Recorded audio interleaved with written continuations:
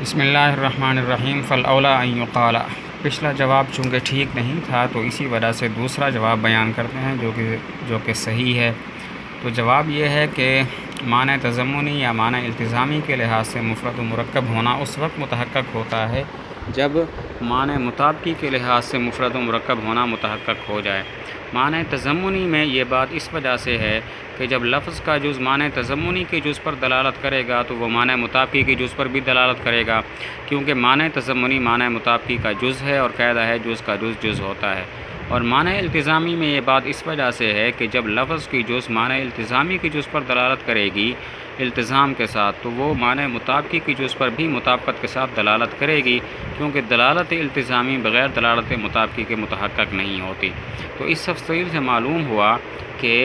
معنی تضمنی اور التزامی کے لحاظ سے مفرد و مرکب ہونا تب متحقق ہوگا جب معنی مطابقی کے لحاظ سے بھی وہ متحقق ہو جائے،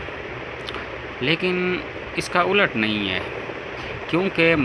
کبھی معنی مطابقی کے لحاظ سے مفرد و مرکب ہونا متحقق ہو جاتا ہے، لیکن معنی تضمنی یا معنی التزامی کے لحاظ سے مفرد یا مرکب ہونا متحقق نہیں ہوتا۔ یا یوں کہیں کہ کبھی لفظ معنی مطابقی کے لحاظ سے مفرد یا مرکب ہوتا ہے، لیکن معنی تضمنی یا التزامی کے لحاظ سے مفرد یا مرکب نہیں ہوتا، جیسا کہ پچھلی دو مثالیں گزری کہ ایک لفظ ہو جو دو ایسے لفظوں سے مرکب ہو کہ جو دو معنی بسیط کے لیے موضوع ہوں، تو اب یہ لفظ معنی مطابقی کے لحاظ سے تو مرکب ہوگا، لیکن معنی تضمنی اور التزامی کے لحاظ سے مرکب نہیں ہوگا۔ اسی طرح معنی تضمنی کے لحاظ سے مرکب نہیں ہوگا۔ اسی طرح ایک لفظ ہے جو دو ایسے لفظوں سے مرکب ہے جو ایسے معنی کے لیے موضوع ہے کہ جس کا ایک لازم ذہنی بسیط ہے، تو اس وقت وہ لفظ معنی مطابقی کے لحاظ سے مرکب ہوگا، لیکن معنی التزامی کے لحاظ سے مرکب نہیں ہوگا۔ تو جب بات ایسی ہے تو اسی وجہ سے مصنف نے مقسم میں دلالت مطابقت کا اعتبار کیا اور دلالت تضمن و التزام کا اعتبار نہیں کیا۔ الا ان ھذا الوجہ، ان دو جوابوں کے درمیان فرق بیان کرتے ہیں کہ دوسرا جواب اس بات کا فائدہ دیتا ہے کہ مقسم میں مطابقت کا اعتبار کرنا اولیٰ ہے، اور پہلا جواب اگر تام ہو جائے تو اس بات کا فائدہ دیتا ہے کہ مقسم میں مطابقت کا اعتبار کرنا واجب ہے۔ فالاولیٰ پہلا جواب، پچھلا جواب چونکہ درست نہیں تھا، اسی وجہ سے اب دوسرا جواب بیان کرتے ہیں جو کہ صحیح ہے۔ تو دوسرا جواب یہ ہے کہ معنی تضمنی یا التزامی کے لحاظ سے مفرد و مرکب ہونا اس وقت متحقق ہوگا جب معنی مطابقی کے لحاظ سے یہ مفرد و مرکب ہونا متحقق ہو جائے۔ معنی تضمنی میں یہ بات اس وجہ سے ہے کہ جب لفظ کی جز معنی تضمنی کی جز پر دلالت کرے تو وہ معنی مطابقی کی جز پر بھی دلالت کرے گی، کیونکہ معنی تضمنی معنی مطابقی کا جز ہوتا ہے اور قید ہے جز کا جز ہوتا ہے۔ اور معنی التزامی میں بات اس وجہ سے ہے کہ جب لفظ کا جز معنی التزامی کی جز پر التزاماً دلالت کرے گا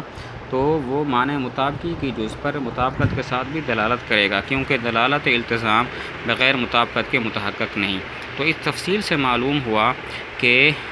معنی تضمنی یا التزامی کے لحاظ سے مفرد و مرکب ہونا تب متحقق ہوگا جب معنی مطابقی کے لحاظ سے مفرد یا مرکب ہونا متحقق ہو جائے، لیکن اس کا الٹ نہیں ہے، کیونکہ بسا اوقات ایک لفظ معنی مطابقی کے لحاظ سے مفرد یا مرکب ہوتا ہے، معنی تضمنی کے لحاظ سے یا التزامی کے لحاظ سے نہیں ہوتا، جیسا کہ پچھلی دو مثالیں گزری ہیں کہ وہ لفظ کے جو دو ایسے لفظوں سے مرکب ہو کہ جو موضوع ہو دو معنی بسیط کے لیے، تو یہ معنی مطابقی کے لحاظ سے مرکب ہے، معنی تضمنی کے لحاظ سے مرکب نہیں ہے۔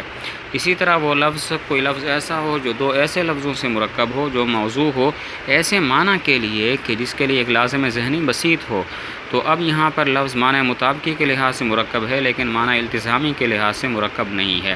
فلہذا چونکہ یہ بات ہے، اسی وجہ سے مصنف نے مقسم میں دلالت مطابقت کا اعتبار کیا، دلالت تضمن یا التزام کا اعتبار نہیں کیا۔ الا ان ھذا الوجہ، دونوں جوابوں کے درمیان فرق بیان کرتے ہیں کہ دوسرا جواب اس بات کا فائدہ دیتا ہے کہ مقسم میں مطابقت کا اعتبار کرنا اولیٰ ہے، اور پہلا جواب اگر صحیح مان لیا جائے، اگر وہ تام ہو جائے تو اس بات کا فائدہ دیتا ہے کہ مطابقت کا اعتبار کرنا مقسم میں یہ واجب ہے، وجوب کا فائدہ دیتا ہے۔ ترجمہ فالاولیٰ، پس بہتر یہ ہے کہ کہا جائے افراد و ترکیب معنی تضمنی یا التزامی کے لحاظ سے متحقق نہیں ہوتے مگر جب کہ متحقق ہو معنی مطابقی کے لحاظ سے، بہرحال تضمنی میں، پس اس وجہ سے کہ جب دلالت کرے لفظ کا جز معنی تضمنی کے جز پر تو دلالت کرے گا اس کے معنی مطابقی کے جز پر، اس لیے کہ معنی تضمنی معنی مطابقی کا جز ہے اور جز کا جز جز ہوتا ہے۔ اور بہرحال التزام میں پس اس وجہ سے کہ جب دلالت کرے لفظ کا جز اس کے معنی التزامی کی جز پر التزام کے ساتھ تو وہ دلالت کرے گا معنی مطابقی کی جز پر مطابقت کے ساتھ، بوجہ التزام کے متحقق ہونے کے ممتنع ہونے کے بغیر مطابقت کے۔ اور کبھی متحقق ہوتے ہیں افراد اور ترکیب معنی مطابقی کے لحاظ سے، نہ کہ معنی تضمنی یا التزامی کے لحاظ سے، جیسا کہ مذکورہ دو مثالوں میں۔ پس اسی وجہ سے خاص کیا افراد و ترکیب کی طرف تقسیم کو مطابقت کے ساتھ، مگر یہ وجہ فائدہ دیتی ہے مطابقت کے اعتبار کے اولا ہونے کا تقسیم میں، اور پہلی وجہ اگر تام ہو جائے فائدہ دیتی ہے تقسیم میں مطابقت کے اعتبار کے واجب ہونے کا۔ قال متن کا حاصل یہ ہے کہ لفظ مفرد تین قسم پر ہے، ادات، کلمہ اور اسم۔ وجہ اثر یہ ہے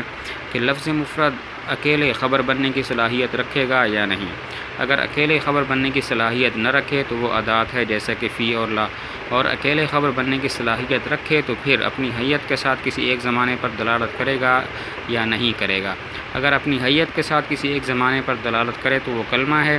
اور اگر اپنی حیت کے ساتھ کسی ایک زمانے پر دلالت نہ کرے تو وہ اسم ہے۔ اقولوں سے متن کی وضاحت کی کہ لفظ مفرد کی تین قسمیں ہیں، ادات، کلمہ، اسم۔ ادات وہ مفرد ہے کہ جو اکیلے خبر بننے کی صلاحیت نہ رکھے، جیسا کہ فی اور لا۔ ترجمہ کرتے ہیں۔ قال مصنف نے کہا، اور وہ اگر صلاحیت نہ رکھے اس بات کی کہ اس کو خبر بنایا جائے اکیلے تو وہ ادات ہے جیسے کہ فی اور لا، اور اگر صلاحیت رکھے اس بات کی پس اگر دلالت کرے اپنی حیت کے ساتھ معین زمانے پر تینوں زمانوں میں سے تو وہ کلمہ ہے، اور اگر دلالت نہ کرے تو وہ اسم ہے۔ میں کہتا ہوں لفظ مفرد یا ادات ہے یا کلمہ یا اسم ہے، اس لیے کہ یا صلاحیت رکھے گا اس بات کی کہ اس کو اکیلے خبر بنایا جائے یا صلاحیت نہیں رکھے گا۔ پس اگر صلاحیت نہ رکھے اس بات کی کہ اس کو اکیلے خبر بنایا جائے تو وہ ادات ہے جیسا کہ فی اور لا۔